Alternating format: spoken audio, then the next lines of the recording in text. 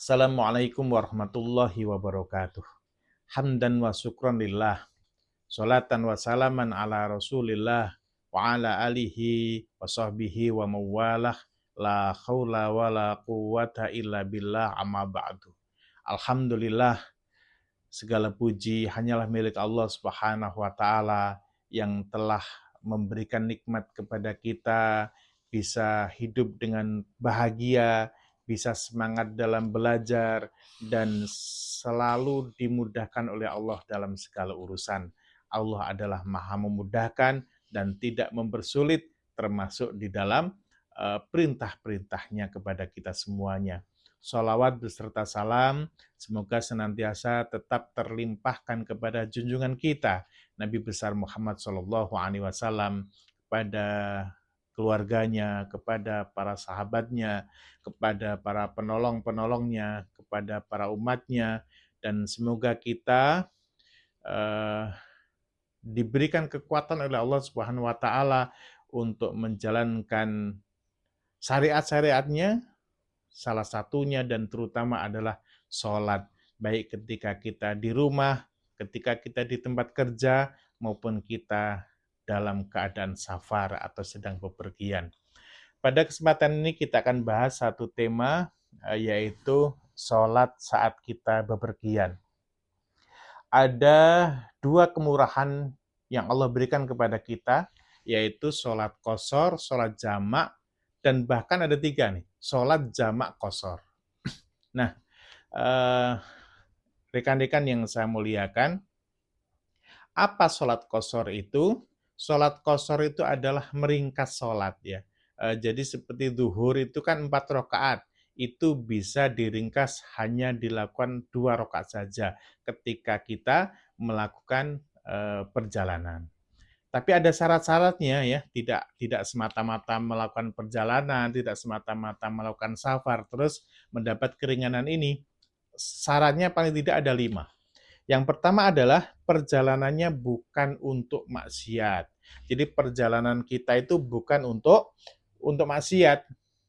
Perjalanan maksiat itu seperti apa? Misalnya kita jauh berjalan keluar kota, tapi niatnya untuk menemui selingkuhannya. Nah, ini perjalanannya kan maksiat. Perjalanannya untuk nonton konser yang buka aurat, ini maksiat. Perjalanannya dalam rangka pergi dugem ke diskotik, di sana ada ikhtilat laki-laki dan perempuan, ada minuman-minuman keras yang memabukkan. Ini namanya perjalanan maksiat. Atau perjalanan piknik ke pantai, tapi pantainya milih-milih. Milih yang ada orangnya telanjang-telanjang, guling-guling di pasir kayak buaya gitu.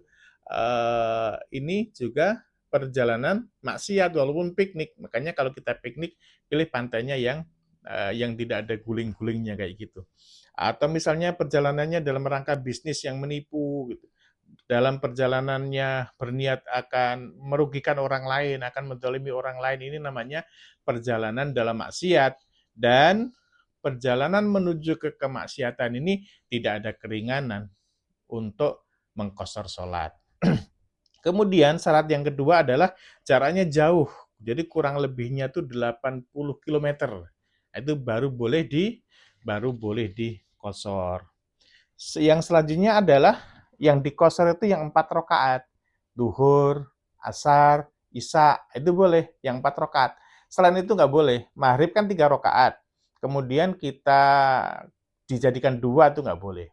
Subuh 2 rakaat, jadikan 1, itu nggak boleh kebangetan tuh ya. Jadi tidak boleh diqashar. Kemudian yang keempat adalah niat qashar sejak takbiratul ihram. Jadi nggak boleh niat di tengah-tengah. Misalnya nih kita dalam perjalanan, kita sholat. Awalnya sih niatnya sempurna, 4 rakaat. Nah kemudian di tengah-tengah apa namanya, berpikir yang lain lagi. Ah, saya mau qashar sajalah. Ini kan saya dalam perjalanan. Nah, ini nggak boleh. Jadi jamak qashar itu bukan jamak qashar ya. Qashar itu adalah niatnya di saat takbiratul ihram bersamaan dengan takbiratul ihram atau di awal, tidak di tengah-tengah. Dan yang kelima, tidak jadi makmum orang yang mukim. Jadi misalnya kita sedang safar, kemudian ada masjid, ada orang jamaah di situ, orang mukim ya, orang yang tidak safar, ya kita nggak boleh makmum ke dia. Terus mereka 4 rakaat, kita 2 rakaat itu nggak bisa. Jadi kalau kita makmum kepada orang yang mukim, berarti kita tetap harus 4 rakaat. Insyaallah bisa dipahami ya. Kemudian, halo bisa? Insyaallah. Kemudian yang selanjutnya adalah jamak. Nah, jamak ini menggabungkan 2 sholat yang dikerjakan dalam satu waktu. Ini jamak. Misalnya zuhur dengan asar, maghrib dengan isya, itu namanya di jamak. Ada 2 model.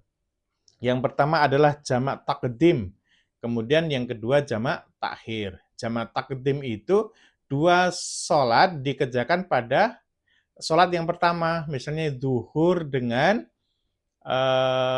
asar dikerjakan pada waktu zuhur. Maghrib dengan isya dikerjakan pada waktu maghrib. Atau sebaliknya jamak takhir.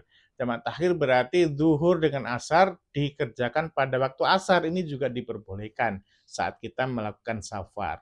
Atau maghrib dengan isya dikerjakan pada waktu isya. Ini juga diperbolehkan ketika kita dalam keadaan safar yang 5 syarat yang tadi sudah disebutkan itu terpenuhi. Nah, untuk jamak takdim itu juga ada syarat-syaratnya. Yang pertama adalah harus memulai dari sholat yang pertama. Misalnya kita mau jamak takdim, duhur dengan asar, yang kita mulai duhur terlebih dahulu. Nggak bisa langsung asar dulu, gitu, baru duhur itu nggak boleh ya. Jadi yang pertama adalah duhur dulu dikerjakan, kemudian asar. Terus yang kedua adalah harus niat untuk menjamak sejak mulai sholat pertama. Ini sudah bisa dipahami tidak? Nggak perlu diterangkan. Yang selanjutnya adalah harus langsung mengerjakan sholat kedua tanpa ada jeda yang panjang. Jadi pas sholat duhur selesai, nggak boleh ngobrol lama gitu. Terus baru mengerjakan sholat asar itu nggak boleh. Jadi harus langsung. Gitulah ini kemurahan-kemurahan dari Allah Subhanahu wa Ta'ala. Oleh karenanya, jangan tinggalkan sholat dimanapun berada, baik ketika di rumah maupun di perjalanan, karena Allah Subhanahu wa Ta'ala sudah meringankan. Kenapa Allah meringankan ini? Karena sesungguhnya sholat itu wajib itu. Ini kan menunjukkan bahwa kamu tuh harus sholat gitu. Kalau dalam perjalanan capek tak ringanin, seolah-olah Allah ngendiko seperti itu. Jadi dimanapun sholat, karena sholat ini adalah tiang agama. Ketika kita bepergian tetap sholat, di kosor boleh, di jamak kosor juga boleh gitu ya. Insya Allah perjalanan kita akan diberkahi. Baik perjalanan darat, perjalanan laut, perjalanan udara, insya Allah akan senantiasa dibersamai oleh Allah Subhanahu wa Ta'ala. Mudah-mudahan kita menjadi orang-orang yang istiqomah dalam menjalankan sholat, terutama sholat wajib, sholat 5 waktu ini. Dan semoga dengan demikian kita menjadi orang-orang yang husnul khotimah, sa'idun fid dunya wa sa'idun fil akhirah. Alhamdulillah rabbil alamin. Wassalamualaikum warahmatullahi wabarakatuh.